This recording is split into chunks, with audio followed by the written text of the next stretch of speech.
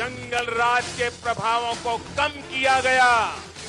अब ये दशक बिहार की नई उड़ान का है और ये मेरा अंतिम चुनाव है। अंत भला तो सब भला।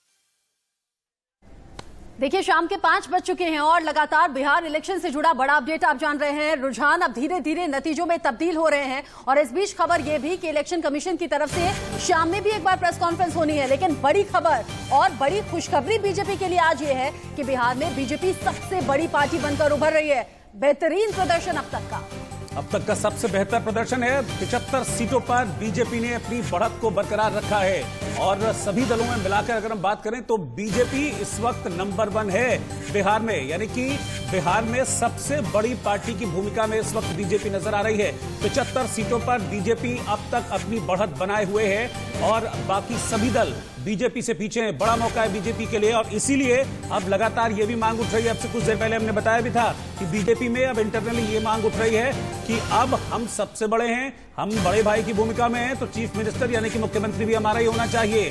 बीजेपी बड़े भाई की भूमिका में है इस वक्त एनडीए में और सबसे बड़े दल के तौर पर उभर रही है बीजेपी। प्रधानमंत्री नरेंद्र मोदी लगातार रैली करते रहे, एनडीए के लिए वोट मांग रहे थे और एनडीए समर्थकों के लिए जब वोट मांग रहे थे तो केंद्र की योजनाएं भी गिनाई और कहा कि अगर आपने एनडीए को वोट नहीं दिया तो बिहार में विकास की रफ्तार थम जाएगी। और यही आधार बनाया बिहार की जनता ने, जो अब धीरे धीरे रुझानों में दिख भी रहा है।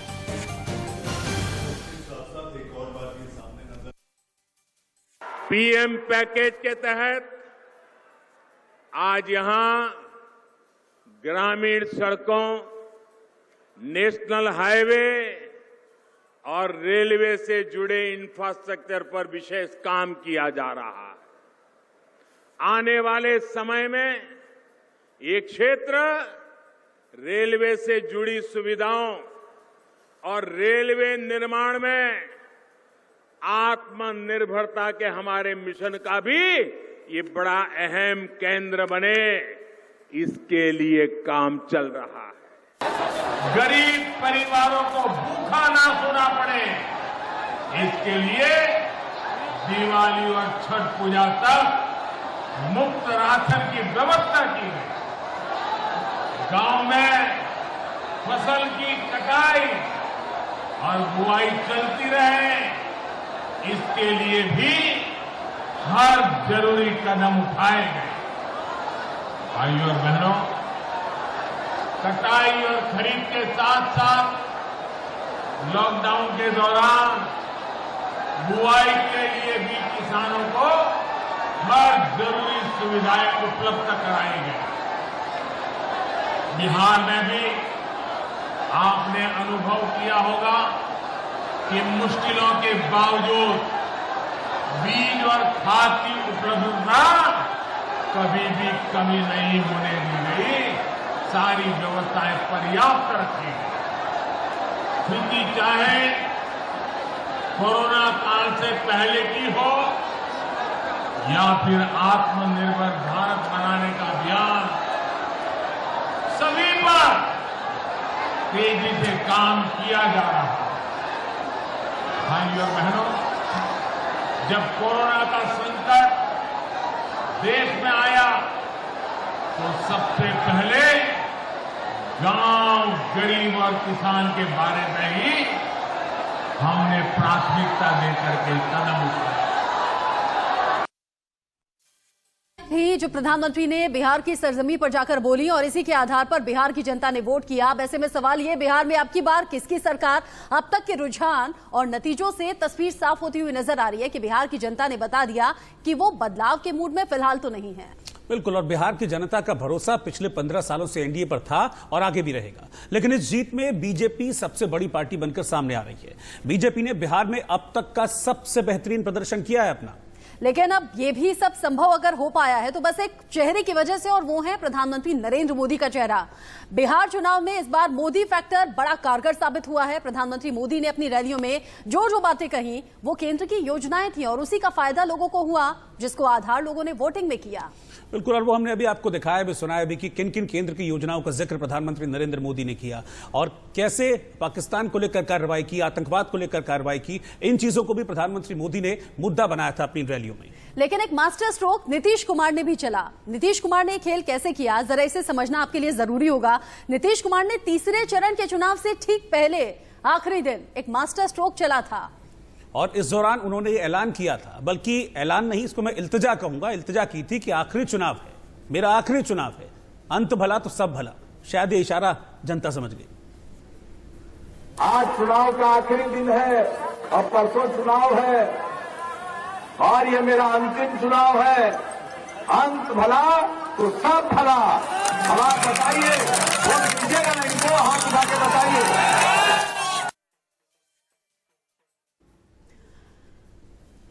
तो ऐसे में सवाल बहुत से हैं। सवाल ये भी कि क्या मान लिया जाए कि आखिरी चरण के मतदान से ठीक पहले नीतीश कुमार की भावुक अपील ही जनता के बीच में काम कर गई। बिल्कुल, क्योंकि आखिरी चरण में 78 यानी कि 78 सीटों पर वोटिंग हुई थी, जिसमें से सीमांचल, मिथिलांचल और कोसी की वो सीटें थीं जहां महागठबंधन की पकड़ को मजबूत माना जाता था। लेकिन नीतीश ने अपनी भावुक अपील से लगता है कि बाजी पलट दी है। बिल्कुल, और इसका जो रिफ्लेक्शन है वो रुझानों में, नतीजों में भी साफ तौर पर देखने को मिल रहा है और इसका कहीं ना कहीं जो असर है, ये देखिए, सीमांचल की 24 सीटों में से 11 पर एनडीए की बढ़त अभी बरकरार है। कोसी की 13 में से 12 सीटों पर एनडीए इस वक्त जीत की ओर जाता हुआ दिख रहा है और मिथिलांचल की 20 सीटों में से 15 पर एनडीए जीत सकता है, यानी कि 15 सीटें ऐसी हैं जहां पर एनडीए के कैंडिडेट, चाहे वो बीजेपी के हों या जेडीयू के हों, वो लीड कर रहे हैं। और ये माना जाता था महागठबंधन के लिए कि एमवाई फैक्टर काम करता है, लेकिन यहाँ एमवाई फैक्टर भी एनडीए की ओर जाता हुआ नजर आ रहा है। तीसरे चरण की वोटिंग में वोटों का ध्रुवीकरण हुआ और उसका ही नतीजा अब इन रुझानों में दिख रहा है, नतीजों में दिख रहा है। तीसरे चरण में नीतीश कुमार की भावुक अपील, जो लग रहा था कि इमोशनल कार्ड खेल दिया है, और उसी का नतीजा है कि नीतीश कुमार फिर से पसंद बने हैं बिहार की जनता की। तो बिहार में बीजेपी सबसे बड़ी पार्टी बनकर उभरी है, लेकिन नीतीश कुमार की तारीफ भी यहां पर बनती है और वो इसलिए कि इस बार नीतीश कुमार कई मोर्चों पर विरोध झेल रहे थे।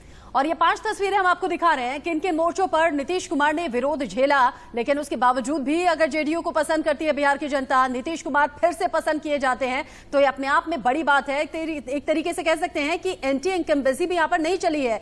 बीजेपी की नाराजगी भी थी, इस बीच नाराजगी को दूर भी किया गया। पोस्टर से नीतीश कुमार गायब भी दिखे, साथ ही साथ आरजेडी बहुत ज्यादा आक्रामक दिख रही थी।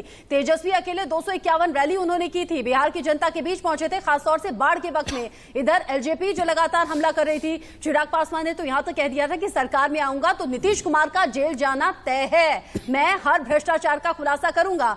बाढ़, कोरोना, बेरोजगारी, ये तमाम वो फैक्टर्स रहे। जब इंडिया न्यूज की टीम भी ग्राउंड जीरो पर मौजूद थी तो ये तमाम मुद्दे थे जिसको लेकर मौजूदा सरकार पर सवाल हो रहे थे और 15 साल की एंटी इनकम्बेंसी भी काम नहीं आई। यहां एक बार फिर से एनडीए बढ़त बनाते हुए, हालांकि जानकार ये कह रहे हैं कि अभी सिर्फ 30 से 35% मतदान हुआ की गिनती हुई है, अभी काउंटिंग और होना बाकी है और हो सकता है कि देर रात तक ये सूरत बदल भी जाए। बिल्कुल, लेकिन हम बात कर रहे हैं जो ताजा हमारे पास अपडेटेड रुझान मिल रहे हैं, हम उसको लेकर ये सारा एनालिसिस कर रहे हैं। और अगर ये रुझान सीटों की शक्ल ले लेते हैं तो एनडीए की सरकार तय मानिए। लेकिन इस बार बीजेपी सबसे बड़ी पार्टी बनकर उभरी है और ऐसे में सबके जहन में एक ही सवाल है कि एनडीए का सीएम चेहरा क्या अब भी नीतीश कुमार ही होंगे, जैसा कि अब तक बीजेपी कहती आई है। प्रधानमंत्री ने भी अपनी रैलियों में कहा था, लेकिन सवाल यह भी कि क्या बीजेपी अब जब सबसे बड़ी पार्टी है तो क्या सीएम बीजेपी का नहीं होना चाहिए? और सबसे बड़ा सवाल कि क्या जेडीयू सीएम पद की दावेदारी छोड़ेगी, क्योंकि नीतीश कुमार के चेहरे पर ही ये चुनाव लड़ा गया है। 3 तस्वीरें हम आपको दिखा रहे हैं। सवाल ये बेहद अहम है, जैसे जैसे अब दिन ढल रहा है वैसे वैसे ये सवाल जहन में चल रहे होंगे बिहार की जनता के भी कि एनडीए का सीएम चेहरा क्या अभी भी नीतीश कुमार बने रहेंगे, क्योंकि बीजेपी सबसे बड़ी पार्टी बनकर बीजेपी अभी बिहार में उभर रही है। ऐसे में जेडीयू के लिए सवाल यह भी होगा कि नैतिकता के आधार पर ही सीएम पद छोड़ देना चाहिए, उसकी दावेदारी छोड़ देनी चाहिए। मनीष जी, क्या ये नैतिकता का फर्ज जेडीयू निभाएगी? देखिए, बात नैतिकता की इस समय सियासत की है कि आखिर प्रदेश का मुखिया कौन हो। और जहां तक हम चर्चा कर रहे थे अपने पहले पड़ाव में, तो आपने देखा राणा भाई ने कहा, रोहित की अपनी राय थी, मेहमानों की अपनी राय थी, लेकिन जहां तक नीतीश कुमार के अतीत को अगर देखें, उनके सियासी कार्यकाल को, तो ये साफ है कि वो हमेशा जब जब उनको लगा है कि अगर वो कहीं हाशिए पर जा रहे हैं या सियासत में उनका मुख्तियारपन जो होता है वो नहीं होगा, तो वो तुरंत अपनी बाजी या अपना पाला बदल देते हैं। और ऐसा ही कुछ अगर अभी आंकड़ों की ये माने, और अगर बीजेपी ज्यादा दबाव नहीं बनाती और नीतीश को घुटन नहीं होती है, तो मुझे ऐसा लगता है कि जाहिर सी बात है बीजेपी शुरुआती दिनों में कुछ महीनों के लिए, राणा भाई, हो सकता है कि चेहरा नीतीश हो, और फिर उसके बाद सियासत में क्या घालमेल होता है ये आप बेहतर जानते हैं। बिहार में संभावनाएं, चूंकि राजनीति संभावनाओं का खेल है और कभी भी कुछ भी होता है, अभी जो स्थितियां हैं उसमें नीतीश कुमार को बीजेपी आगे करके चलेगी ऐसा मुझे लगता है। लेकिन बीजेपी के अंदर, संगठन के भीतर इस बात का दबाव जरूर होगा कि बीजेपी बिहार में मुख्यमंत्री की कुर्सी अपने हाथ में ले। अगर ऐसा होता है तो बीजेपी को बहुत सारे पापड़ बेलने पड़ेंगे। मसलन मैं सिर्फ अनुमान लगा रहा हूं, ये अटकलबाजियां होती हैं, लेकिन कभी कभी ऐसी ही अटकलें आपको सियासत में देखने को मिलती हैं। जैसे मध्य प्रदेश में ज्योतिरादित्य सिंधिया 22 लोगों को लेकर के निकल जाते हैं, वहां सरकार बदल जाती है, कमलनाथ की सरकार गिर जाती है और शिवराज सिंह की सरकार बन जाती है। आज 28 सीटों के लिए वहां वोटिंग हो रही है और आप देखिए कि 20 से ज्यादा सीटें बीजेपी के हिस्से में आ गई। जितने लोगों को लेकर सिंधिया निकले थे उतनी सीटें वापस बीजेपी लेकर विधानसभा में आ गई और सरकार उनकी सुरक्षित है। मैं सिर्फ फर्ज कर रहा हूं कि जैसे कांग्रेस के पास अभी 18 से 20 विधायक दिख रहे हैं, बीजेपी की अपनी सीटों की संख्या 75 है, वीआईपी और दूसरी जो उसकी सहयोगी पार्टी है हम, उसको आप 5-7 सीटों को देते, 80-82 सीटें ये 3 लोग हैं। कांग्रेस के 20-22 लोग हो जाते हैं। इसके बाद भी बीजेपी बहुमत के आंकड़े तक पहुंचने में नाकाम रहती है। तो इतना कुछ मशक्कत करने की स्थिति में भी अगर बीजेपी बहुमत तक नहीं जाती है तो फिर नीतीश कुमार को आगे करके सरकार बनाने और सरकार चलाने के अलावा कोई दूसरा विकल्प बचता नहीं है। अच्छा राणा जी, अब हो सकता है कि मैं शायद बहुत ज्यादा हाइपोथेटिकल हो रहा हूं, लेकिन चूंकि आप बिहार को समझते हैं अच्छी तरीके से, क्योंकि राजनीति देखिए, हम राजनीति में कहते हैं ना कि हम कोई भी संभावना छोड़ नहीं सकते हैं। अगले ही पल राजनीति में कब क्या हो जाए, मुझे लगता है कि शायद बहुत कुछ बाकी है अभी बिहार की राजनीति में। क्या आरजेडी और बीजेपी साथ आ सकते हैं? एक मतलब दोनों number 1 BJP, number 2 RJD Bihar में कम है, क्योंकि बिहार में जो दोनों का वोट बैंक है, समाज में आप समझिए कि बिहार का समाज 2 फाड़ अगर है तो एक बीजेपी के हिस्से का है, एक आरजेडी के हिस्से का है, और थोड़ा बीजेपी थोड़ा आरजेडी लेकर के जेडीयू चलती है। लेकिन दोनों आरजेडी बीजेपी मिल जाएं तो दोनों के लिए मुश्किल है और आगे की राजनीति दोनों के लिए दिक्कत पैदा करेगी। बीजेपी के लिए खासकर ज्यादा कर देगी और आरजेडी के लिए भी उतनी ही बड़ी मुश्किल हो जाएगी। ये गुंजाइश नहीं है, लेकिन इस बात की गुंजाइश जरूर है कि नीतीश कुमार, आरजेडी, कांग्रेस, लेफ्ट, ये सब मिलकर के, चूंकि ये अपने आप को जो सेक्युलर, सो कॉल्ड सेक्युलर दल कहते हैं, इसी आधार पर अपने आप को बीजेपी से अलग कर लेंगे कि बीजेपी सत्ता तक जाने वाली और सत्ता के लिए जो सिद्धांत है उसको ताक पे रखने वाली पार्टी है। और यही कह करके और दोबारा आप सत्ता में आ जाएं, एक समीकरण नया बना लें जैसा 2015 का बना हुआ था, यह तो गुंजाइश बनती है। लेकिन बीजेपी और आरजेडी के बीच की गुंजाइश मुझे थोड़ी कम दिखती है। राणा भाई, लेकिन मेरा ये कहना है, विचारधाराओं का जो एक आदर्श हमने महाराष्ट्र में देखा कि विचारधाराओं को ताक पे रखो, सत्ता में आना है तो सेकुलर नॉन सेकुलर मायने नहीं रखता, और सरकार चल रही है। साल भर हो गया, दिवाली का मौका था। नहीं, सेकुलर तो सहूलियत का एक शब्द है हिंदुस्तान की राजनीति में।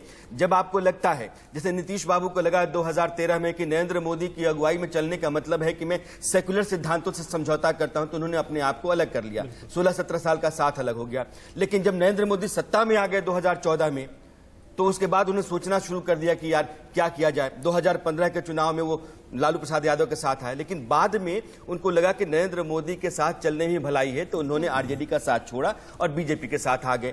यही नीतीश बाबू नरेंद्र मोदी के बारे में उन्होंने कहा था कि नरेंद्र मोदी से ताकतवर बेहतरीन प्रधानमंत्री देश में हुआ नहीं। तो एक 2013 का बयान देखिए और एक 2019 के आसपास का बयान देखिए, मतलब 2014 के जब साथ में आ गए उसके बाद का बयान देखिए। तो यह बयान जो होते हैं और सेकुलर शब्द जो है वो हिंदुस्तान की राजनीति में सत्ता तक पहुंचने के लिए एक सहूलियत है, एक सीढ़ी है। जब मन करे उसका इस्तेमाल कीजिए, जब मन करे तो आप। लेकिन राजनीति तो अपार संभावनाओं का खेल है ना सर, आप लोग भी कहते हैं। दीपक झा भी हमारे साथ जुड़े हुए हैं।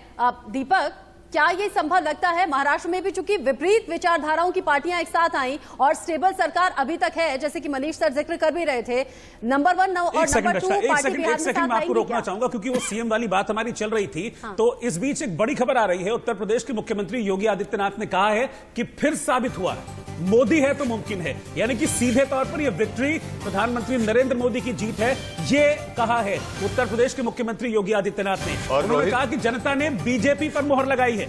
और रोहित, इसी तरह से दबाव बनाया जाएगा ताकि नीतीश कुमार को घुटन महसूस। ये शुरू हो गया है।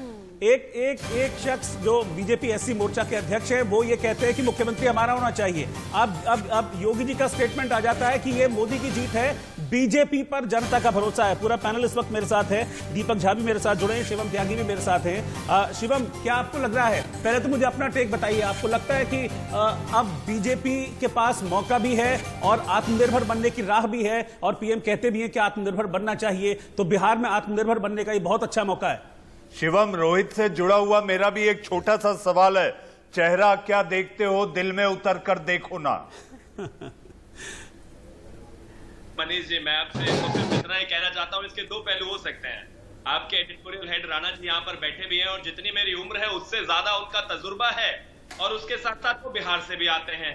तो एक बात तो राणा जी बहुत अच्छी तरीके से जानते हैं कि बिहार में आज अगर सरकार आ रही है और इतनी सीटें आ रही हैं, किसकी वजह से है और किस पार्टी की एंटी इनकम्बेंसी कवर कर, बस यहीं से तो मैसेज आ रहा है। मैसेज तो शिवम त्यागी यहीं से आता है, किसकी वजह से ये हैसियत हासिल हुई है एनडीए को, और फिर एनडीए के भीतर किसको आगे की कमान मिलनी चाहिए, ये सारे इशारे तो जेडी वाले भी समझते हैं। पहला तो ये है, और दूसरा ये है कि नीतीश कुमार जी हमारे एनडीए के चेहरा रहे हैं, वो वहां के मुख्यमंत्री होंगे। आज और अभी के हालात में सिचुएशन ये है कि अभी वो मुख्यमंत्री हमारे हैं। बाकी भविष्य के गर्त में क्या है ये तो मुझसे बेहतर आप जानते होंगे, क्योंकि आपको ज्यादा तजुर्बा इन सब चीजों का। हाँ, सेफ खेल गए आप। आपने कहा अभी तक तो है, आगे का कुछ पता नहीं। मेरे पता नहीं तो आपने लगाया, मैंने ऐसा बिल्कुल नहीं, आपने कहा भविष्य में कुछ भी हो सकता है। अभी तक तो नीतीश कुमार हैं, लेकिन दीपक से भी पूछ लेते हैं। दीपक झा, आपको फिलहाल के रुझानों में क्या संभावनाएं नजर आ रही हैं? रिजल्ट आने में कम से कम 10 बज जाएंगे रात के। तो अभी ट्रेंड, हमें तो पूरी उम्मीद है कि अभी महागठबंधन की सरकार बनेगी और बिहार की जनता को, नीतीश कुमार को इस जनता ने नहीं हरा, नीतीश कुमार को नरेंद्र मोदी जी ने हरा दिया। नरेंद्र मोदी से चतुर चालाक व्यक्ति शायद आज की डेट में हिंदुस्तान में कोई नहीं होगा। सबसे कुशल राजनीतिक व्यक्ति में अगर नरेंद्र मोदी जी हैं तो इसमें कोई दुरा नहीं। मैं एक्सेप्ट करता हूँ कि नरेंद्र मोदी जी बड़े कुशल कारीगर राजनेता है, तो उन्होंने नीतीश कुमार को हरवाया है और शिवम त्यागी जी ने यहाँ पे उस पर मुहर लगा दिया है कि अभी तक तो हमारे मुख्यमंत्री हैं, लेकिन भविष्य का कोई पता नहीं है। तो हो सकता है धोबी का कुत्ता न घर का न घाट का, कुछ ऐसी हालत कर दे नीतीश कुमार की कि अब तुम्हारी हैसियत कुछ नहीं है, भाजपा के नीचे आ जाओ। लेकिन ऐसे इनकी मनोदशा, इनकी मनोकामना पूरी नहीं होने वाली है। लेकिन दीपक झा, आपसे सवाल तो कुछ दूसरा होना चाहिए ना दीपक। ये आप अब नीतीश कुमार की तरफ मत जाइए, बीजेपी की तरफ मत जाइए। आप ये बताइए कि जिस पार्टी को और जिस गठबंधन को भारी भरकम जीत के साथ आने के लिए कहा जा रहा था, जिसकी उम्मीदें थी, जिसकी संभावनाएं थी, और बीती रात बहुत सारे लोगों ने बहुत सुनहरे सपने सजा करके नींद ली थी, अचानक ये क्या हो गया? राणा जी, आपका सवाल बहुत ही शानदार है। और सब अभी मैं बता रहा हूं, अभी लगभग 2.5 से पौने 3 करोड़ वोट काउंट हुए हैं। इसका मतलब है कि अभी 30% वोट काउंट नहीं हुए, 30 से 35%, और फाइनल रिजल्ट नहीं आया है। जिन्होंने कल रात से जश्न मनाए थे, एग्जिट पोल के अनुसार जिन्होंने जश्न मनाए थे, मैं आपको बता रहा हूं। आप फिलहाल मेरे सवाल से फारिग होना चाहते हैं, मैं आपको होने नहीं देना चाहता हूं। आप मानकर चलिए कि नतीजा यही रहता है, तो फिर क्या है इतना तामझाम आपका? आपने भी तो पता नहीं क्या क्या बोला, बीजेपी की सत्ता, बीजेपी की सियासत, बीजेपी का चरित्र, नीतीश कुमार की सरकार और तेजस्वी यादव और कांग्रेस। राणा जी, आपकी बात मैं मान लेता हूं कि अगर नतीजा यही फाइनल हो जाता है, तो यहाँ पे मैं एक बात बोलता हूं ये वोट न बीजेपी को मिले हैं न नीतीश कुमार को मिले हैं। ये सिर्फ और सिर्फ नरेंद्र मोदी के चमत्कारिक चेहरे पे वोट मिलते हैं, नरेंद्र मोदी जी के भाषण पे। तो अगर ऐसा है तो कुशल नेता कह दीजिए ना, प्रधानमंत्री नरेंद्र मोदी को कुशल नेता कह दीजिए। और आप रात तक का इंतजार कर रहे हैं, लेकिन देखिए बीजेपी और जेडीयू तो अभी से जश्न मना रहे हैं। इधर दिल्ली में तैयारी है, मंच तैयार हो रहा है, उधर जेडीयू के ऑफिस के बाहर से बरखा शर्मा रिपोर्ट कर रही है। बरखा, तस्वीरें दिखाइए, जश्न कैसे मन रहा है। आऊंगी आपके पास, पहले बरखा का रुख कर ले। बरखा, जश्न बहुत शानदार तरीके से देखिए रचना यहाँ पर मनाया जा रहा है। ढोल नगाड़ों की थाप अभी थोड़ी सी शांत हो गई है, लेकिन अब से कुछ ही देर पहले इतना शोर, इतना जश्न और उत्सव का माहौल जेडीयू के दफ्तर में देखने को मिल रहा है। जीत एकदम सुनिश्चित यहाँ पर मान ली गई है। भले ही अभी बाकी हो, कई राउंड बाकी हो, लेकिन उसके बावजूद आप भीड़ यहाँ पर देख सकती हैं। और बात हम यहाँ पर कुछ लोगों से देखे करेंगे, तो जीत पूरी सुनिश्चित मानकर ये पूरा का पूरा जश्न यहाँ पर जेडीयू की ओर से।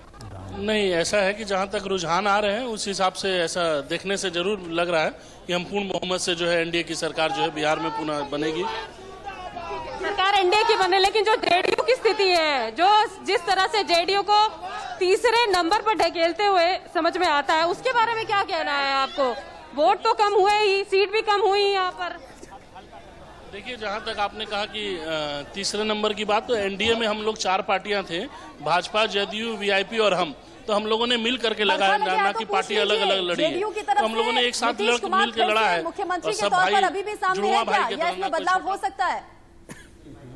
ये एनडीए की जीत है। आपको उनकी भी जो है महागठबंधन की आप जीत, जिस तरीके से आप एक जब पोल दिखा रहे थे, उसी तरीके से हम एनडीए की जीत आपको दिखा रहे हैं। और एनडीए ही की सरकार जो है बिहार में पुनः बनने जा रही है। ठीक है, एनडीए की सरकार यहाँ पर बनने जा रही है, लेकिन अभी अलग अलग बयान भी शुरू हो गए हैं बीजेपी की ओर से कि ये पूर्ण तरह से यहाँ पर पीएम मोदी की जीत है, बीजेपी की जीत है। अब इस तरह के बयान का मतलब क्या समझा जाए? मुख्यमंत्री के चेहरे के तौर पर नीतीश कुमार को प्रोजेक्ट हर रैली में किया गया। ठीक है, वहां से थोड़ा सा वीडियो हमको ठीक नहीं मिल रहा है, आवाज ठीक नहीं मिल रही है। हम वापस कोशिश करेंगे बरखा के पास आगे चलने की और देखेंगे कि किस तरह से जश्न मनाने की तैयारी वहां पर पूरी तरह से चल रही है।